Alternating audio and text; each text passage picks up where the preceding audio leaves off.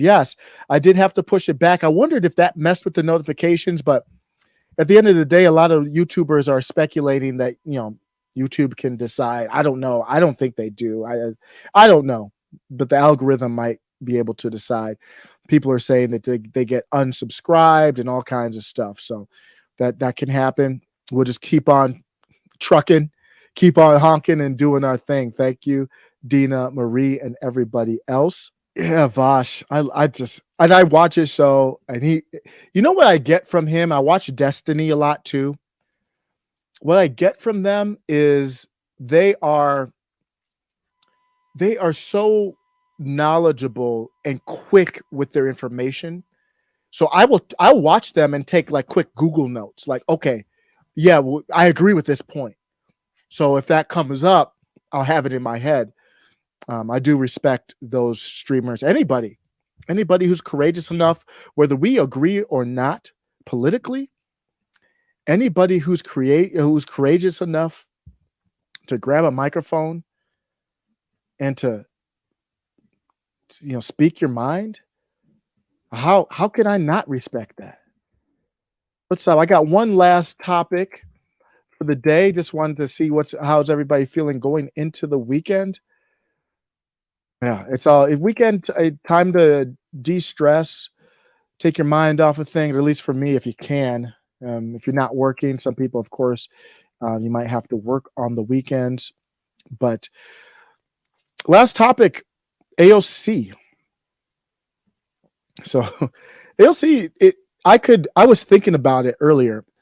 I could do a video on AOC every day. She's very much like Trump. There's always news breaking. There's Trump news every single day, even with him not in office. There's AOC news every day. Here's how it started. We discussed this on the channel. Steve Cortez said, number one, this is AOC in Miami, maskless, when she could voluntarily wear a mask. Nobody's stopping you. Well, she's eating and drinking, so I guess it could be understandable. There were other pictures, though, with her dancing and stuff without it.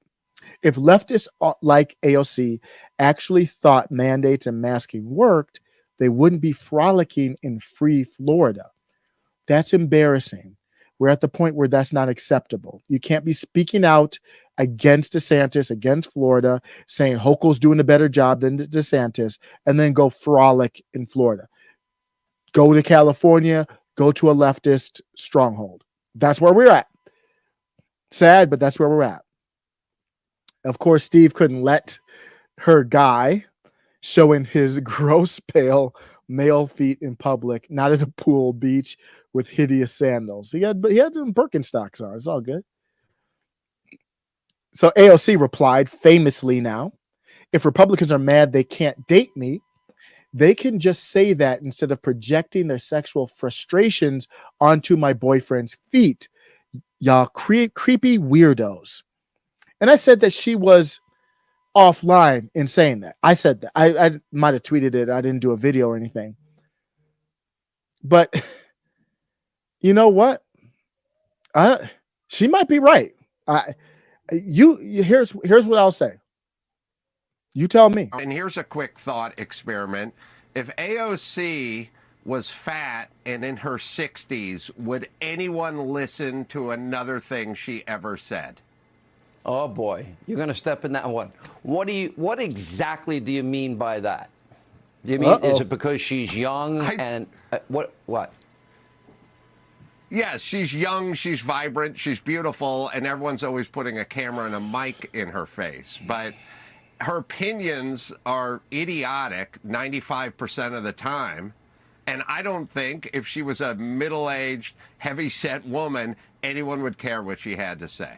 I'm not so sure I agree. Now, I will say this. You can criticize her ideas, and I do. I think the Green New Deal is madness and insanity, but she's got the whole Democratic Party following her.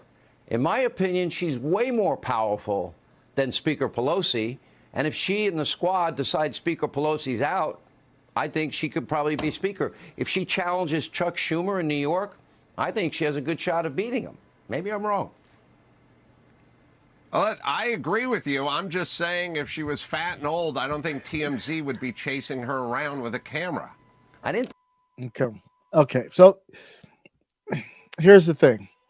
His comments were disrespectful, period. That's just my take on it. I respect everybody else's take on it. It was just disrespectful. But I didn't hear a lot of people saying he was wrong, though. You know, like you can say things that are disrespectful. So I replied to it. I'm going to give you my replies.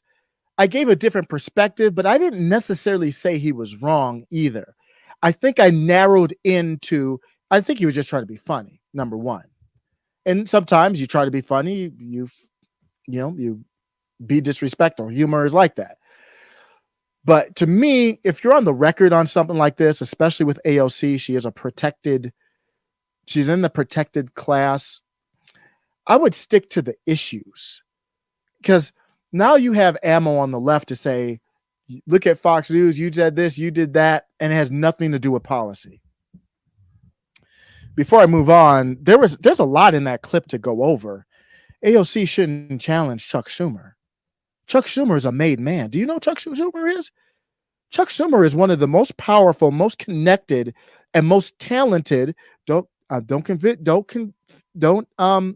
conflate that with me agreeing with his politics. He's just a boss. Like if you're playing a video game, he's like one of the final bosses in politics in this country. Don't mess with Chuck Schumer. That ain't gonna happen. I can assure you of that. Unless there's something behind the scenes where the establishment wants to get rid of Chuck Schumer. That ain't happening. Don't worry about that one. AOC is not going to give up her house sheet to get into a political bloodbath battle with a made man. He's Tony Soprano. Do not mess with that man. That's my suggestion. But here's where I will say, he said she could be speaker. Speaker? AOC could take Kristen Gillibrand's seat easily. She's not a made woman. She's connected. She's powerful. She's a senator, but AOC could take her easily in 2024. And I believe Kristen Gillibrand's seat is up in 2024 in New York. They got higher aspirations. I think they're going for AOC 2024. POTUS. A lot of people don't think so because she's toxic. They're going to figure that out. I think she's one of the candidates for 2024 POTUS. Trying to ride off of the Bernie train, but it's an establishment.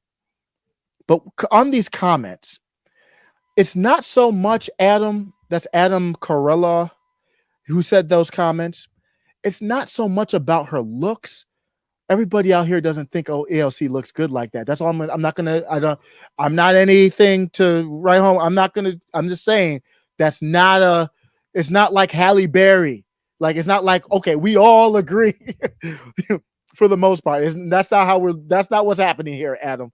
So that's why it came off a little awkward. It came off a little awkward because he kind of came in like, we all agree that AOC is this beautiful, and she's not ugly. I'm not trying to knock her. I'm really more knocking Adam. Like there's no consensus on that, bruh. You missed that one. that was awkward. That was really awkward. But it's not so much about looks as much as fitting the part. Bernie Sanders plays the role, for example. It's not about looks. It's about looks fitting the role. Bernie Sanders is that mad scientist with his hair all over the place. And I can't do a Bernie impression. I'm not good with impressions. But Bernie with the accent is like, oh, all that stuff. He looks the part he fits the part for the role he's playing.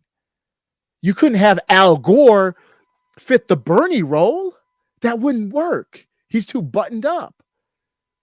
Trump fits his role. Obama fit his role. Bill Clinton fit the role. JFK fit the role. And the role is not about physical looks. It's about charisma, personality, gravitas. Ronald Reagan, one of the best as far as speaker, came from Hollywood, obviously, was an actor. Many others would fall into that category. Obama was one of the best.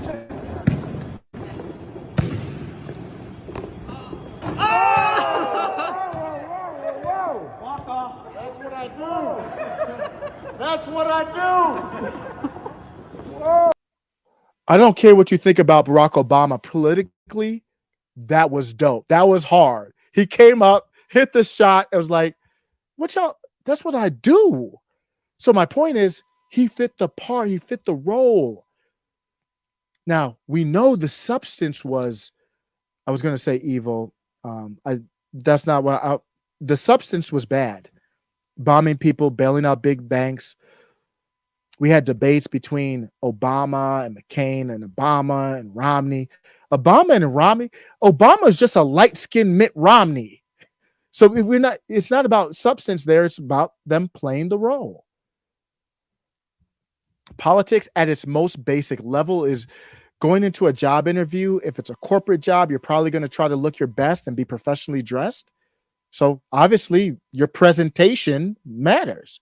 You're not going to go into a corporate job interview with a bathing suit on. Without being disrespectful, we can acknowledge that. You can make the case that AOC is more about presentation than substance. Play a clip of one of her nonsensical moments. I don't know if Adam was trying to be funny, but he fell flat there.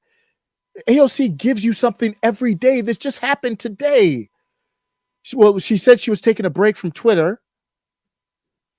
She said, literally, I would open the app. I feel anxious. People are like, fight and gossip. Yeah, that's all true. And I'm not going to knock her because I'm addicted to Twitter. I think Twitter is great. I'm on it a lot. But she's like negativity. I'll be back. I'm going to take a break. Her break lasted 1 day. She was back on Twitter less than a day after she said she was taking a hiatus. So she took a hiatus of literally hours. So it was a brief break, and she's back at it, targeting Joe Manchin. She's talking about capitalism. Adam, you're missing. Well, this just happened today too. So Adam wouldn't have known it last night. But this just happened. She's talking about capitalism. This is a woman who sells stuff online.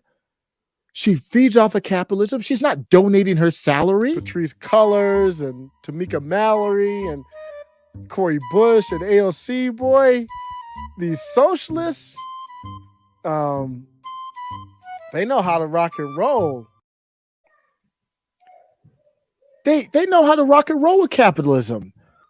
It's just straight hypocritical. To me, this is AOC. To me, capitalism at its core is what we're talking about when we talk about that is the pursuit of profit at all human, environmental, and social cost.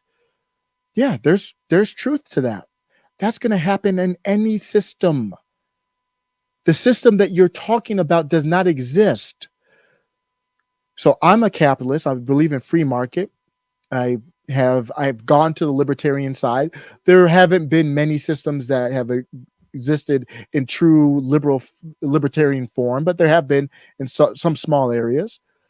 But free market capitalism, like true free market with no centralized government, maybe that will give you the form of capitalism you want. Or AOC, maybe you're doing well in the capitalism that we have. Have you seen the back? No, we have a message. may I? Oh my God, tax the rich. What a model, AOC. What a damn. It's like if you're going to come somewhere like the Met Gala and you're the congresswoman, we would expect nothing less. Yeah, we wouldn't expect anything less than a dress worth thousands of dollars. You're walking down the runway with a pleb who's masked up, holding the back of your dress, talking about the evils of capitalism. Get the hell out of here. She said that the system exists for a very small group of actual capitalists. I agree with that. Have the ability to control labor and markets. Yeah, it's not so maybe we should figure something out that gets rid of those at the top. You don't talk about that. What about the truckers, AOC? So does that mean you support them, the common everyday worker, fighting for their rights? Of course not. But here's what I'll say. She grifts off of capitalism. She's one of the best capitalists out there, a great marketer. She does all that. She doesn't care about Black Lives Matter. Even California, Washington are threatening legal action because they want to know where the money is. They were socialists, trained Marxists. That's how communism works. It reminds you a lot about like evil capitalism, doesn't it? I'm going to end with this. I'm going to end on a positive note. I think I'm not going to go through my whole process right now. I'm not going to go through the whole thing, but I'm going to give you a clip as to why I said I used to support AOC and think that she had some redeeming political qualities. Listen to this clip and tell me, convince me it's not based. It's from 2019. Let's play a lightning round game. I'm going to be the bad guy, which I'm sure half the room would agree with anyway. And I want to get away with as much bad things as possible, ideally to enrich myself and advance my interest, even if that means putting my interests ahead of the American people. So, Mrs. Hobart Flynn. Oh, and by the way, I have enlisted all of you as my co-conspirators. So you're going to help me legally get away with all of this. So, Mrs. Hobart Flynn, I want to run. If I want to run a campaign that is entirely funded by corporate political action committees, is there anything that legally prevents me from doing that? No. Okay, so there's nothing stopping me from being entirely funded by corporate PACs, say from the fossil fuel industry, the healthcare industry, big pharma. I'm entirely 100% lobbyist PAC funded.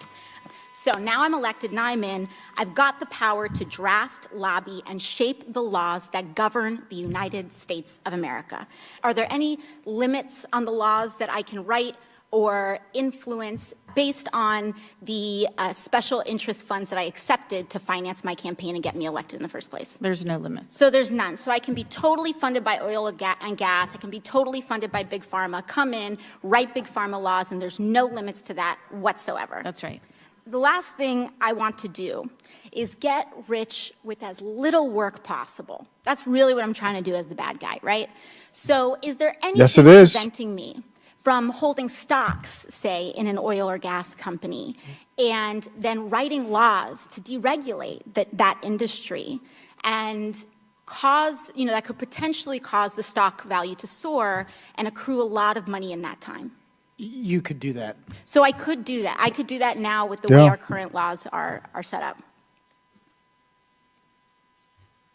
Yes? Yes. Okay, great. Okay, is it possible that any elements of this story apply to our current government and our current public servants right now? Yes. Yes. So we have a system that is fundamentally broken. We have these influences existing in this body, which means that these influences are here in this committee shaping the questions that are being asked of you all right now. So try to convince me that wasn't based. She broke down our plutocracy, very simple, very easy. She's very good, or has been in the past. I haven't watched her recently. This is 2019. During Trump, she was very good in congressional hearings. I don't know what happened there. So my last takeaway is there are going to be people who I support now that in 2 years, I might not support, because we're going to see how they act when the president's also the same party and they have to go against it. AOC does not go against Biden very much. She doesn't go against Pelosi. She's like Pelosi's little pet right now. But I don't think that's going to happen with true America First candidates. Donald Trump made endorsements. We saw that with the Ortega's endorsement. And Carrie Lake, who's a big Trump supporter, still is, said, I'm supporting Robbie Starbuck. So that's not the dynamic here. But the reason I bring that up is under Trump, she's saying like she could play that opposition role. And then now she can't. So let me know what you think.